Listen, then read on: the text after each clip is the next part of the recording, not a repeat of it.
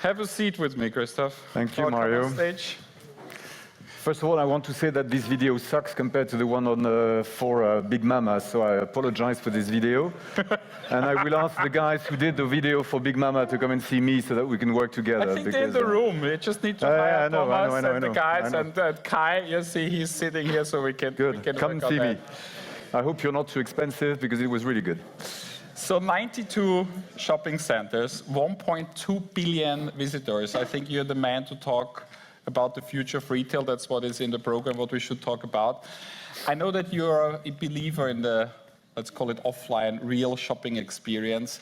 What is your vision on retail in the future? Actually, Mario, I'm not a believer of the offline shopping. I'm a believer of the click and mortar shopping, of the online, the digital shopping, but also the physical shopping which converge. I mean, I was a retailer before, and I've been the CEO of Unibail-Rodamco Westfield now since 2013, and my understanding of the future of retail hasn't changed, and I think the facts that have happened since then have comforted this vision. I think the retail will go in three main directions, but they all will converge. One direction, obviously, is internet, and it's growing. It's about 12% of the retail sales in the countries in which we operate. Goes from below 5% in Spain to close to 20% in the UK. But internet will continue to grow, maybe to 20, 25, maybe to 30% of sales, I don't know. But I don't think it will go far beyond because half of this market is operated by one company called Amazon, more or less. It's half in the US, it's probably half in the UK, probably a little less in Germany and France. Second thing, because it's very difficult to make money on the internet.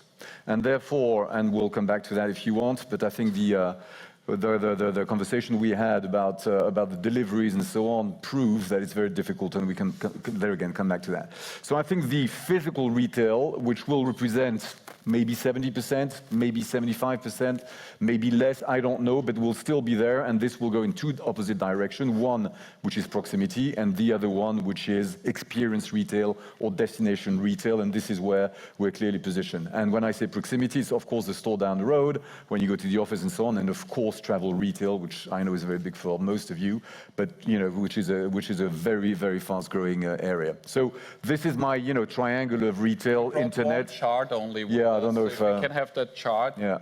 Because when I visited you in the office, I saw that chart and I liked it so. Yeah, that's on one of the presentations we did for investors, which believe that physical retail is dead.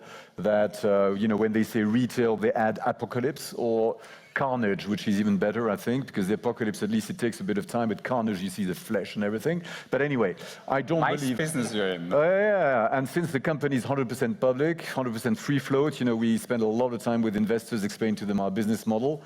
65 billion of properties, so of course, I'm a strong believer in retail because one, I have to, but because also I see it happening every day. And when we operate shopping centers like Westfield London or Stratford City or Les Quatre Temps in Paris, which has just been rebranded Westfield Les Quatre Temps, because we bring the Westfield brand at last to continental Europe, and I see there's 42 million visitors at Westfield Les Quatre Temps, 53 million at Westfield Stratford City, and I hear people that don't believe in physical retail. I think we're right and they're wrong.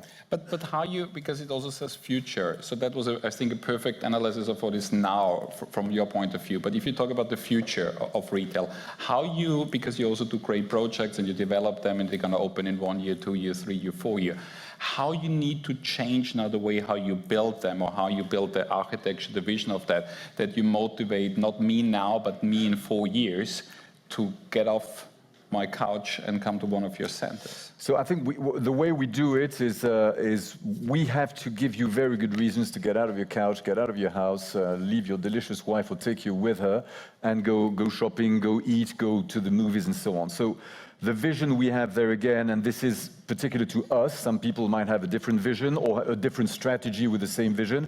Our strategy is clearly to concentrate on the leading shopping destinations in the best catchment areas, in the best cities around the world, mostly in the United States and in Europe today, maybe one day elsewhere, but we've got enough to do today. So we have sold a lot of shopping centers that did not correspond to this vision of shopping, which is destination shopping. Altogether, Westfield and Unibail-Rodamco together, we sold about 40 shopping centers in the last 8 years, and we're very happy to we've done so, not because they were not good, but because we think it's difficult enough to execute very well one strategy, so it's even more difficult to execute 2 or 3 different strategies. This is actually one of the reasons why we're not in outlet centers, which is a very good business in certain countries, but we decided not to be in that business because if we want to do it, we want to do it well, but we need to concentrate our strengths on what we have to do with Westfield and the other shopping centers. So this concentration doesn't go alone because you can have a great location, a great shopping centers. What's really important is the way you talk to customers and the way you access the shopping centers and what the customers see or the visitors see in that shopping center. And this is the difficult part of our job because a shopping center is a bit of concrete, a bit of metal. It's stuck in the ground, usually for 50 or 100 years. But the most important thing is the living matter. So this is a skeleton, but what we need to work on is the flesh, it's the heart, it's the soul of what we do. And this is the retailers, the restaurants, the leisure that we can introduce.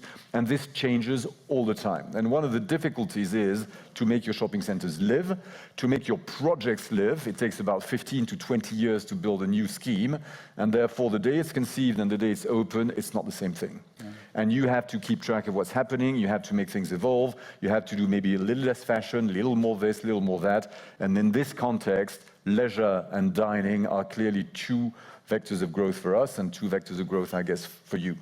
Great. You mentioned several times the Westfield deal. I want to talk to you about that because it was the biggest deal ever in the real estate sector, and you have been the main architect or mastermind behind that. And if you look, you just said before how the industry is described in a situation where a lot of people write real estate shopping centers death, and you are doing the biggest deal ever. You need to be very brave, or you need to be very visionary. What was the thoughts behind it? What was the main driver to do that?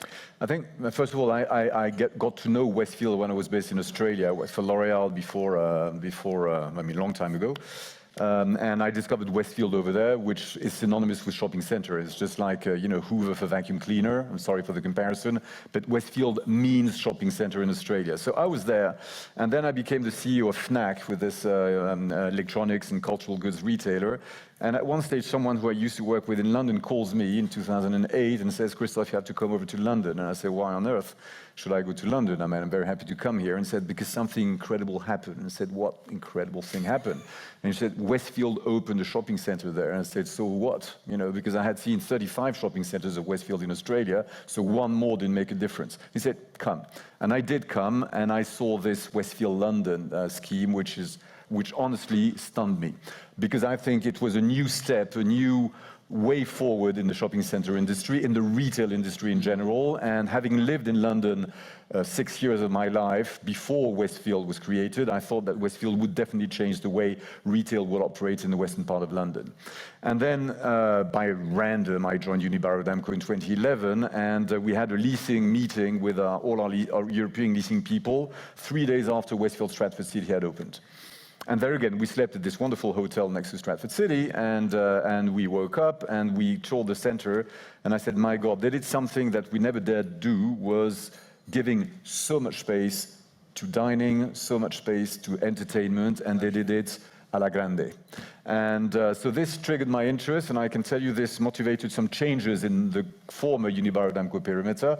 And ever since that day, I've been obsessed by the way Westfield matched our strategy and had designed these 2 unbelievable centers, which modestly, as the leader in Europe, we thought were the 2 best shopping centers in Europe. So when it became obvious that the strategies were aligned, when it became possible to engage with the founding family, Frank Lowy and his sons, and when we thought about the way to join it, we decided to go for it. Whether or not there's a retail apocalypse, the future will tell. Whether it was visionary or totally crazy or totally blind, the future will tell, but in the meantime, we did it. At the moment, it feels good. It feels good, and what we did in the last 10 days is rebrand 7 shopping centers in France with the name Westfield, and this week we're rebranding Centrum Chodov in Prague, Mall of Scandinavia in Stockholm, and Arcadia in Poland to Westfield Arcadia, Westfield Chodov, and Westfield Mall of Scandinavia. Future will tell whether I'm crazy or not. It has never been done before. But I can tell you it feels good to see that brand on these top shopping centers, I can tell you. So you have now 3 trading areas, one Europe, one UK. It's part of Europe, my friend. Yes, theoretically, yes. No, but even if it's not part of EU, it will still be part of Europe. It's a different trading area. This wonderful country, which is #1 in the peaceful countries, is in Europe, although it's further away. By from the the way, UK. we looked up, France is on number 60 of the peaceful. Yeah, just between Angola and Zimbabwe, something. Zimbabwe. Yeah. So what's Don't take the train today in France. There's a strike, and tomorrow is probably the pilot. So I'll be with you one more day. What's the main learning now? You're running company in UK on the continent, say like eastern part, western part in US. What's the first learning in terms of how different is the shopping center environment? How different is the culture, what you're taking over? And also the first experience, because now you have European brands, fans of yours, who are your tenants, who you can help growing into US and vice versa. Is there also already some first learnings, some first failings, some first adoption? What can you tell us about this integration phase so far? First of all, I mean, I think this is interesting because the three regions operate in different ways. UK and continental Europe have got something in common, is that there are city centers, and therefore the shopping center is not necessarily the main means of buying stuff. Whereas in the US, the malls, the shopping centers are the main means of buying stuff. Second, there are 5 or 6 times more retail square meters or retail square feet per customer in the US compared to Europe, so it's over-retailed. Hence, these investors, American investors, most of the time, which think that physical retail is going to suffer, and they're not wrong, but not every bit of retail will suffer, I trust. And third thing, the shopping centers in the US, like in the UK, are anchored by department stores, whereas in continental Europe, they're mostly anchored by hypermarkets, which is a very different way of doing a business. Because a hypermarket, you go every week, whereas a department store, you go less and less. Yeah. And so this is the main difference, the main physical difference. The way they operated can be slightly different as well. And my big surprise as well when I discovered or studied the American market was that the place for entertainment and for food and dining was much lower than I thought it would be. I mean, when I go to the US, I see people eating all the time, and yet there's less dining in percentage of GLA in the US department shopping centers than in continental Europe. So this is obviously an area for growth, and this is obviously what we're doing. Century City, for example, Westfield Century City, where you mentioned the first eatery on the West Coast, food or dining rather is 27% of the GLA. So of course it's a very specific scheme. It's the the city center of Century City, of Beverly Hills. It's a great place, open air and so on, but dining is very well represented with casual dining, but also sit-down restaurants of very, very good quality. So it's pretty exciting. So is there any learning already what you say, okay, now as we own that, as we do deep dives, as we understand that, what you say now, you will adopt projects you're doing in Europe, great projects what are coming up, because of the learning? Do you already anticipate some things, or is it too early for that? No, cross-continental leasing is very important. And because we are the only real estate operator which is present on both sides of the Atlantic, we are speeding up things. I'll give you an example. We signed with an operator called The Void, which is probably the leading virtual reality operator. We signed 25 deals in one day. Across the Atlantic, around half in the US, half in Europe, to open virtual reality shops or stores across our portfolio. This could never have been done before, and this is for me a way to accelerate and to spread out the modern, the new experiences. And what about experiences for experience shopping? And it's all about how we can help recreate these experiences, how we can recreate excitement in shopping, in dining, in just being together. The mission of the company, if you want, is reinvent being together, is just create these places where people feel good. You can spend a lot of time on Amazon. Honestly, I'm a great customer of Amazon. People would hate me if I say that, but I do say it because it's great. I mean, as it was perfectly explained by our friend from takeaway.com, the consumer wants it, so you give it to them. And Amazon does not make money in Europe. Amazon's international business is $66 billion of sales, and they lose money. But I'm the winner, so why shouldn't I benefit from that? But it's fine to be on your screen when you want to touch something, when you want to feel something, when I want to go shopping with my kids, with my wife, with my friends, whatever, when I want to go to the movies. It's not Amazon.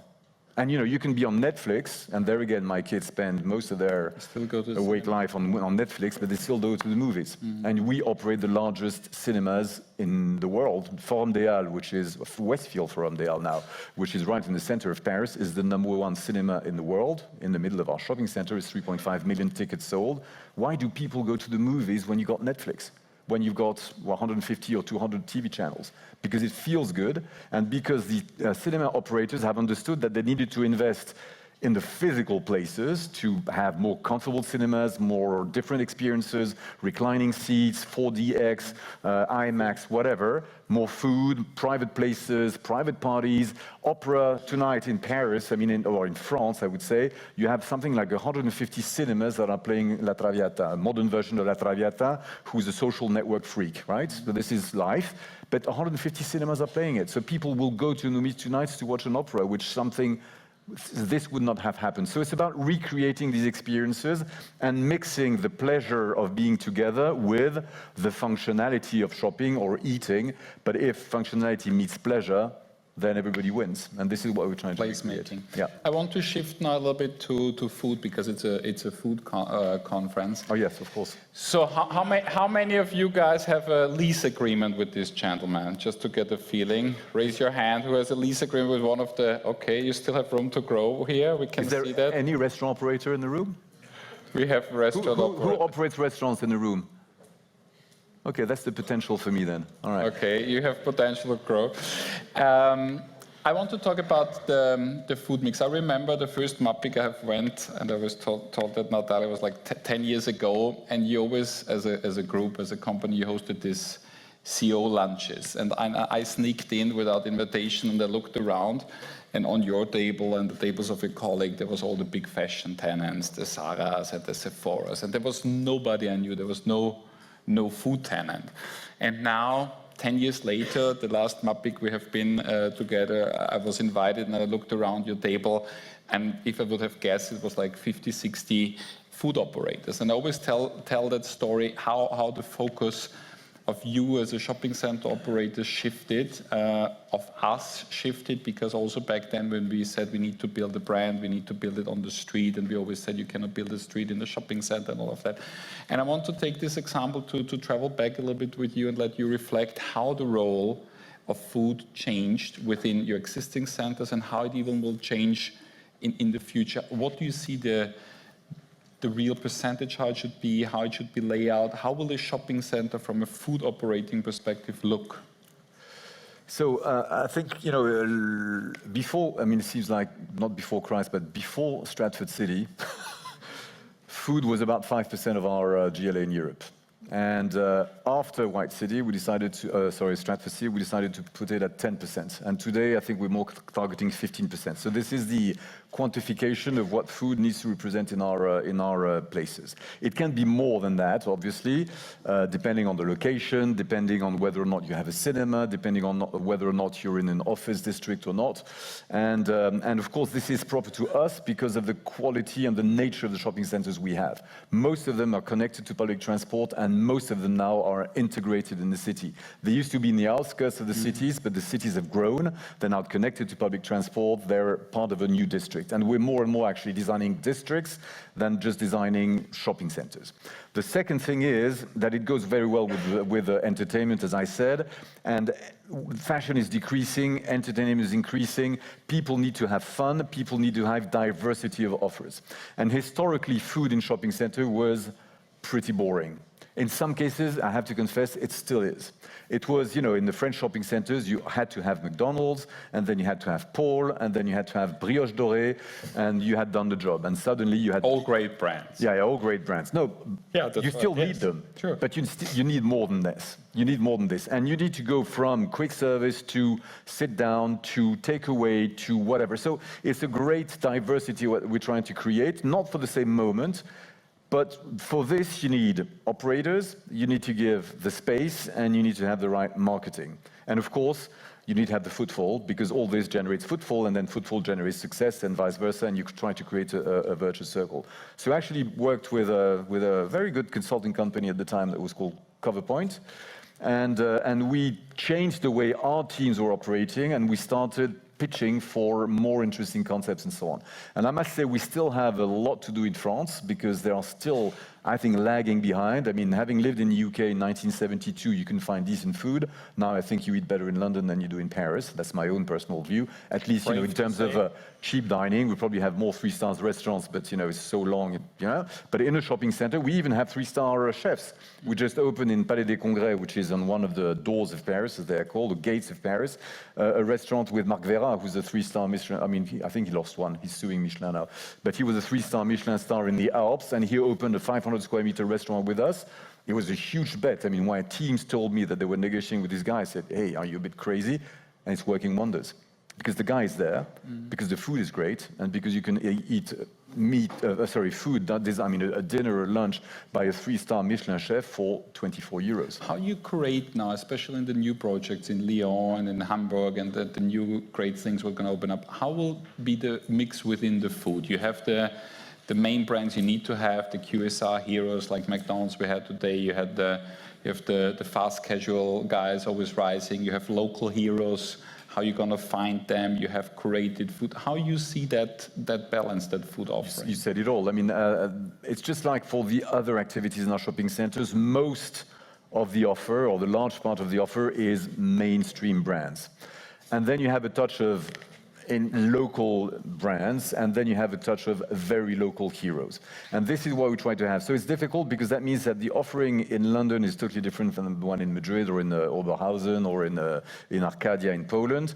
And because you have to find the right people to work with or the right operators to do that. And this is not easy because, of course, if the teams are in Paris for France or in Düsseldorf for Germany, they need to know who's good in Hamburg, they need to know who's good in Barcelona and so on. So it's teaming up with people, whether consultants, whether restaurant operators, whether people from the show business, whether people from the catering business, to tell us who to play with. And one of the difficulties we have is to make people who've never done it before understand that a shopping center is not a monster. A shopping center can actually be a friendly place to do business with. And of course, in some countries, the lease laws are kind of difficult because you have 10-year leases or nothing. And therefore, we had to find ways of working with these guys. And for example, in a redevelopment that we have in Paris, which is actually not a shopping center, we're creating a new district next to Gare Montparnasse stations, for those who know. And here we have one of the largest, I think it's the second largest hotels in Paris, with 1,000 rooms, which we're fully renovating.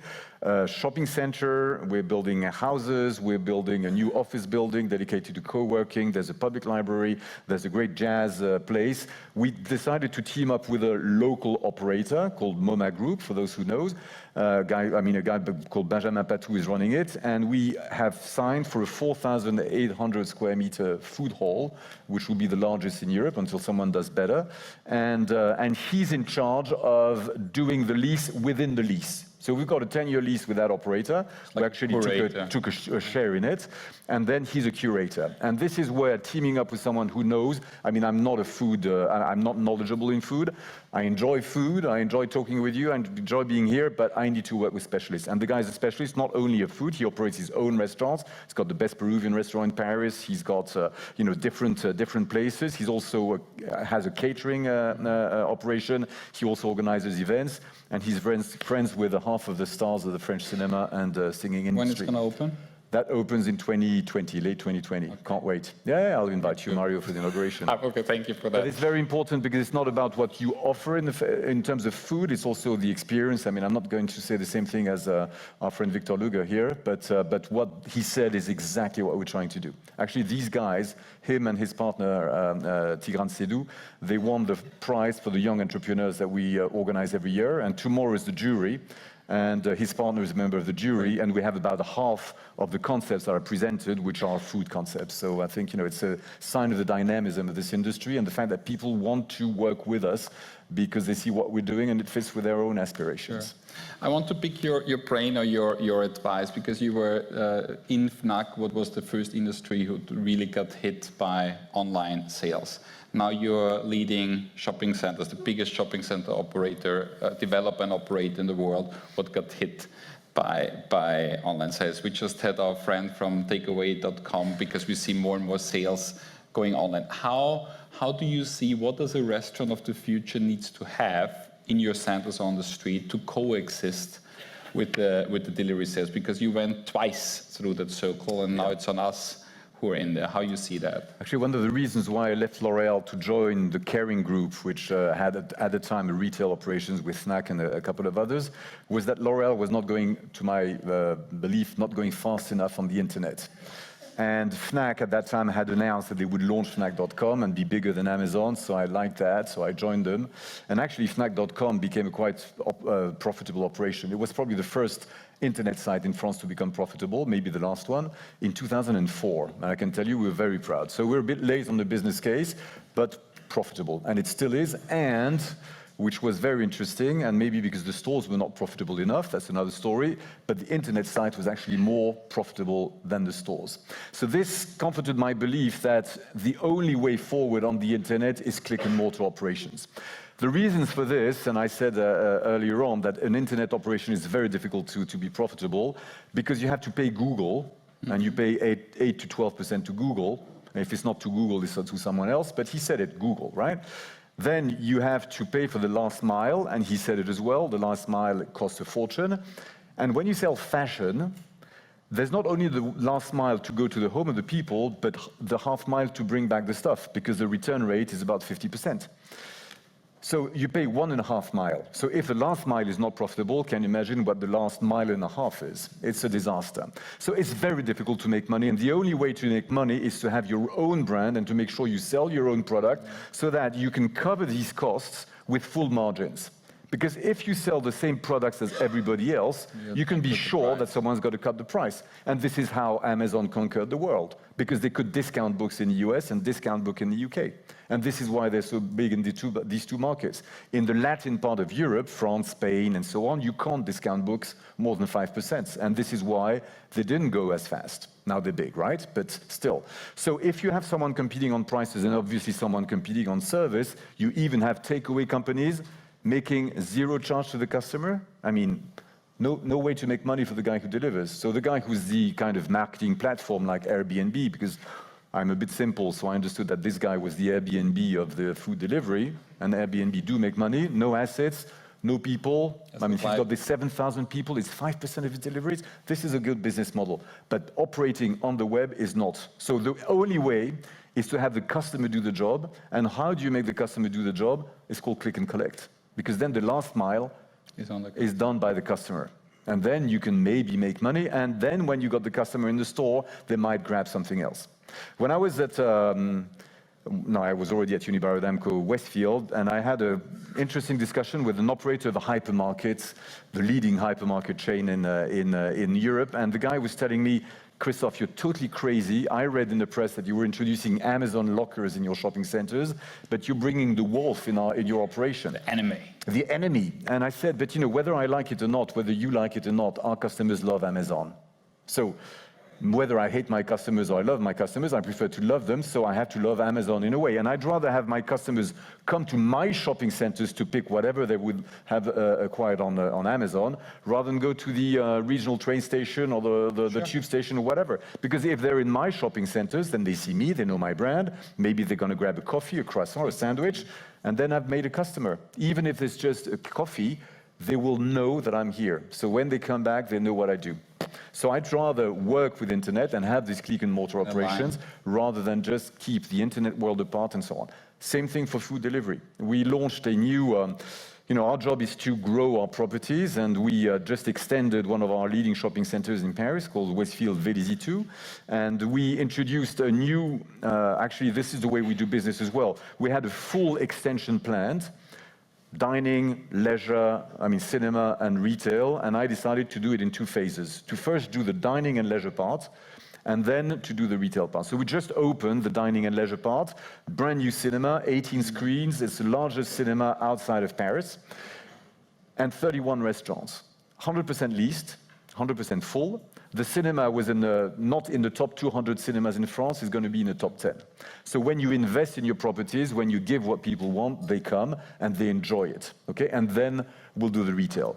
There I asked my teams to work with the restaurant operators to have not just a mortar operation, but to have a click and mortar operation. So we teamed up with Uber Eats and with Deliveroo, and we're embarking the restaurants on these new adventures to do, if people want to get things delivered to their home, let's make sure it's my restaurant, your restaurant that gets the business and not some other restaurant. And since we're lucky enough to be in a kind of, it's the second business district in Paris after La Défense, then we can deliver the offices at lunchtime and the people have food before or after the cinema, and the trick is done. Still a long way to go, but we're going to expand that to all our shopping centers in Europe because I think it's the future, click and mortar. This is what the consumers want.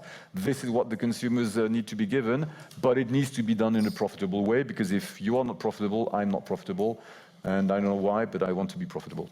Thank you. Thank you so much, Christoph, for sharing your thoughts.